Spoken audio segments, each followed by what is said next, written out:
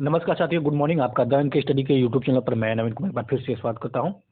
तो सीटेट का admit card जारी कर दिया गया है। अगर आप सीटेट का एडमिट कार्ड डाउनलोड करना चाहते हैं तो इस वीडियो के डिस्क्रिप्शन बॉक्स में उसका लिंक उपलब्ध है, वहां जाके आप सीटेट का एडमिट कार्ड डाउनलोड कर सकते हैं। तो सबसे बड़ी बात है, सीटेट के इस वाले एग्जाम में जो पेपर सेकेंड है उसका जो है तो सुबह के शिफ्ट में है। तो अभ्यर्थी ध्यान देंगे इस बात को कि जिनका भी पेपर सेकेंड वाला एग्जाम है वो सुबह के शिफ्ट में एग्जाम देंगे। ऐसे अभ्यर्थी जो है अपने एडमिट कार्ड पे टाइमिंग जरूर देख लें एक बार। तो सीबीएसई की तरफ से एडमिट कार्ड जो है देर रात जारी कर दिया गया है। वेबसाइट आप ctet.nic.in पर जाकर एडमिट कार्ड को डाउनलोड कर सकते हैं। परीक्षा 21 जनवरी को 2 पाली में होगी। पहली पाली सुबह 9:30 बजे से दोपहर 12 बजे तक होगी, जो कि 2.5 घंटे की चलेगी। पेपर 2 की परीक्षा 2:30 से शाम 5 बजे तक आयोजित होगी। लेकिन यहाँ पे दिया है कि पेपर 2 की परीक्षा 2:30 से शाम 5 बजे तक आयोजित होगी।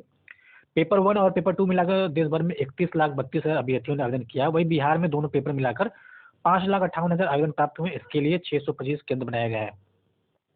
तो यहाँ पे आप देखेंगे इसमें दिया है कि जो पेपर 2 का परीक्षा 2:30 बजे से होगा, लेकिन आप जब एडमिट कार्ड में देखेंगे तो एडमिट कार्ड में साफ साफ मेंशन है कि जो पेपर 2 का एग्जाम है वो सुबह के शिफ्ट में। तो अभ्यर्थी अपने टाइमिंग को, अपने शिफ्ट को, अपने पेपर 1 या 2 को टाइमिंग के अनुसार मैनेज कर लें कि वो किस पेपर 2 है तो सुबह जाएंगे या शाम को जाएंगे। एडमिट कार्ड में साफ साफ लिख रखा है कि जो पेपर 2 है वो सुबह के शिफ्ट में आयोजन किया जाएगा। इसके बाद केंद्र सरकार ने एक बहुत बड़ा निर्णय लिया है कि कोचिंग संस्थान 16 वर्ष से कम उम्र के छात्रों को नहीं कर सकते हैं नामांकन। केंद्र सरकार ने कोचिंग संस्थानों के लिए जारी किया दिशा निर्देश। तो एक अच्छी पहल है केंद्र सरकार के द्वारा कि अच्छे अंकों की गारंटी देना और गुमराह करने वाले स्वीकार नहीं होंगे। कोर्स छोड़ने पर छात्रों को 10 दिनों में लौटानी होगी फीस।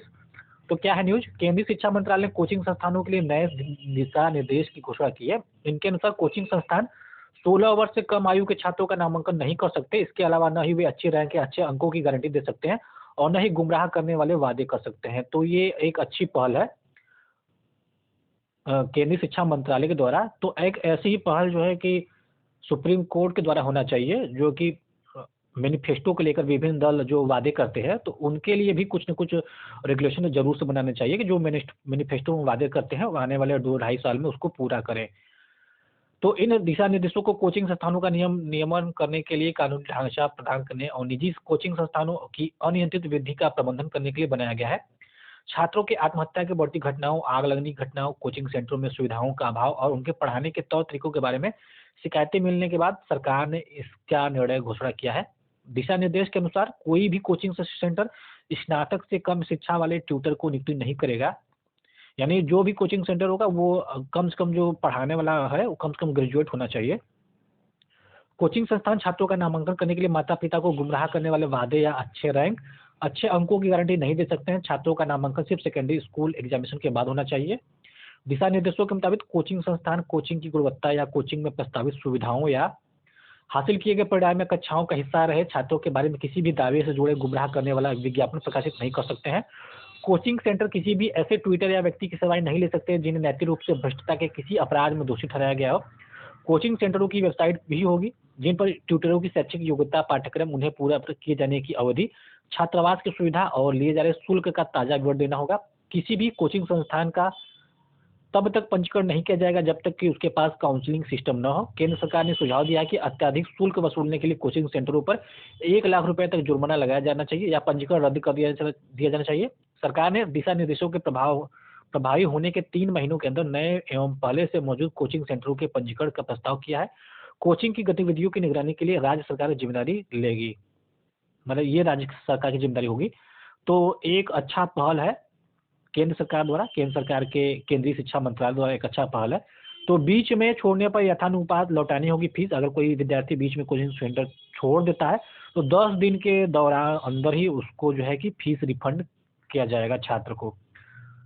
इसके बाद जो अगला न्यूज है कि फरवरी में पेट्रोल डीजल के दाम 10 रुपए तक घट सकते हैं। ये एक राजनीतिक दांव पेच है और आने वाले चुनाव को देखते हुए केंद्र सरकार ऐसा निर्णय ले सकती है। इसमें कहा जा रहा है कि प्रमुख कंपनियां तिमाही में हुए मुनाफे को देखते हुए कर सकती कटौती। तो कोई भी कंपनी जो है कि मुनाफे को देखते हुए कटौती नहीं करती है। ये जो है केंद्र सरकार के द्वारा कहीं ना कहीं अप्रत्यक्ष रूप से लिया गया निर्णय है और इसको जो है कि आने वाले चुनाव से पहले ज़रूर से ये प्रभावी होगा, आने वाले चुनाव से पहले बहुत कुछ बदलता हुआ नज़र आएगा। और इसी के क्रम में जो पहला ब परिवर्तन देखने को मिलेगा, ₹10 तक घट सकता है पेट्रोल और डीज़ल के दाम।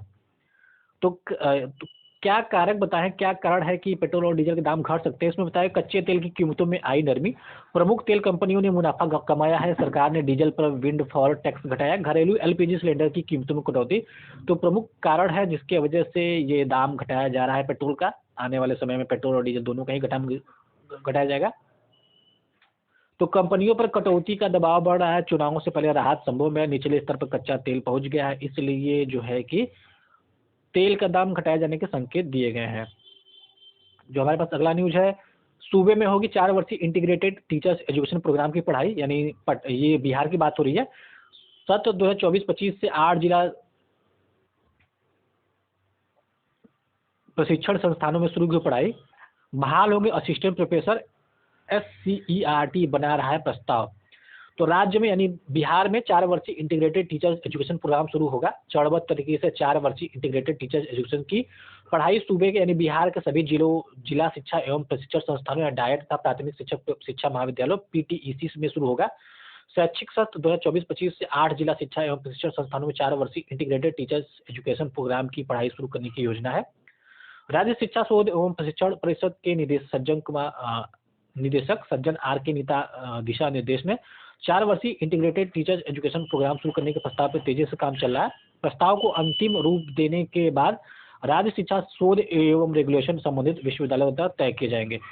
तो ये 4 वर्षीय इंटीग्रेटेड टीचर एजुकेशन प्रोग्राम की पढ़ाई शुरू होने की बात हो रही है, जो कि 2024-2025 यानी इसी सत्र से शुरू होने की उम्मीद है। इस पे काम तेजी से चल रहा है। उसके बाद जेटेट यानी झारखंड टेट से संबंधित न्यूज़ है कि हाईकोर्ट ने पूछा है जेटेट कब ली जाएगी, 4 सप्ताह में जवाब देना है। तो झारखंड शिक्षक पात्रता परीक्षा के आयोजन पर हाईकोर्ट ने सरकार से जवाब मांगा है। जस्टिस आनंद सेन की अदालत ने सरकार को 4 सप्ताह में शपथ पत्र दाखिल कर स्पष्ट तरीके से बताने को कहा है कि परीक्षा का आयोजन कब किया जाएगा। इस संबंध में जो याचिका प्रिया कुमारी यादव एवं अन्य ने याचिका दायर की थी। याचिका में कहा गया था कि NCET की गाइडलाइन के अनुसार हर वर्ष जेटेट परीक्षा का आयोजन होना है। राज्य सरकार की शिक्षक पात्रता परीक्षा नियमावली 2019 के तहत भी कहा गया था कि प्रत्येक वर्ष जेटेट परीक्षा का आयोजन होना है। शिक्षक नियुक्ति नियमावली 2022 के अंतर्गत कक्षा 1 से कक्षा 5 और 6ठी से 8वीं कक्षा के शिक्षकों की नियुक्ति के लिए अभ्यर्थियों को जेटेट पास करना अनिवार्य है। तो जेटेट के संबंध में भी झारखंड हाई कोर्ट ने अपने एक फैसले में दिया कि जो भी जेटेट पास नहीं है अदर स्टेट से वहाँ के टेट पास है वो भी एलिजिबल होंगे फॉर्म भरने के लिए TGT के। तो देखते हैं कि जेटेट के लिए कब एग्ज़ाम होता है या फिर जो विंडो है कब खुलता है।